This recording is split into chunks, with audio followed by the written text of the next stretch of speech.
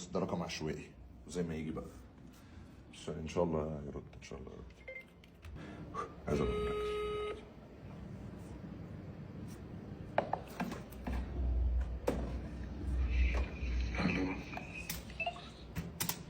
الو، مساء الجمال والهنا. مساء الفل. مين؟ ايه الاخبار؟ الحمد لله والله يا اسطى، انت عامل ايه؟ انا محمد رمضان. محمد ايه؟ انا محمد رمضان والله العظيم.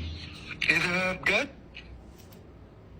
الف مبروك، الرقم طلع كسبان معانا في مدفع رمضان، جايزه 200,000 جنيه.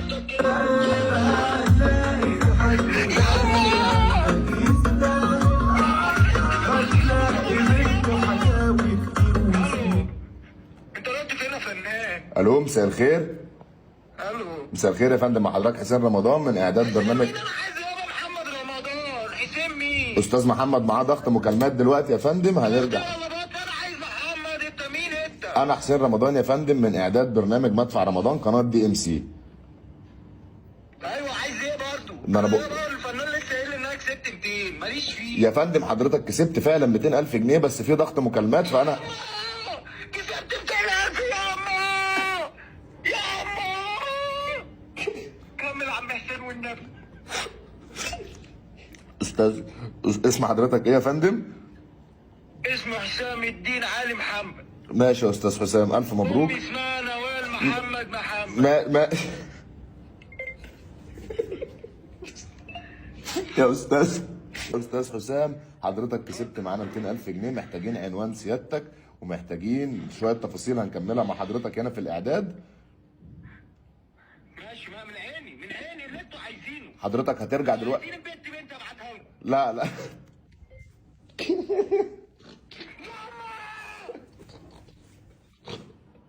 يا عم حسين. يا استاذ حسام مع حضرتك. يا عم حسين. استاذ حسام، انت حسام يا فندم. ايوه يا عم، انت مين انت؟ انا حسين يا فندم. انا اتجننت يا جدعان، الرقم جنني يا جدعان والله العظيم يا جدعان، انا مش مصدق نفسي والله. معلش يا استاذ حسام، حضرتك هتراجع كلم الفنان تاني. حضرتك هترجع مع الفنان حالا على الهوا، بس محتاجين شويه ارشادات هنديها لك. اتفضل يا باشا. حضرتك هتقول ان انت اسمك محي الدين ابو العز، من عيني. سنك 64 سنه، من عيني. عقيم ما بتخلفش.